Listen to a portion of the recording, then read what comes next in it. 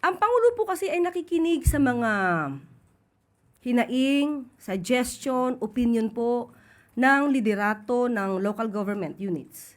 At nadinig po din natin, muli, gusto nating banggitin ang naging opinion ni Mayor Leni Robredo kung saan sinabi niya na naging maganda ang resulta ng pagbibigay ng LGSF at nakita po nila kung paano ka-transparent at kung saan dapat mapunta ang pondo.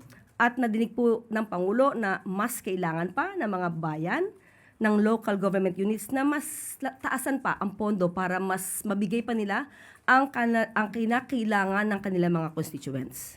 Ma'am, napansin ko lang na gamit nyo ulit na halimbawa sa pagpapaliwanag ng LGSF si Naga City Mayor Leni Robredo. Ah, Kasi po siya yung nakita nating na-interview na naging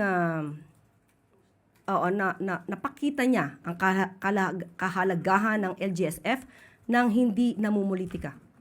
so itinuturing po ba ng Pangulo na ngayon ay isang kaalyado si Mayor Leni? Lahat naman po sa paningin ng Pangulo, lahat ng bayan, lahat ng leaders, itinuturing niya yan na dapat ay kaalyado. Kaya nga dapat magkakaisa tayo.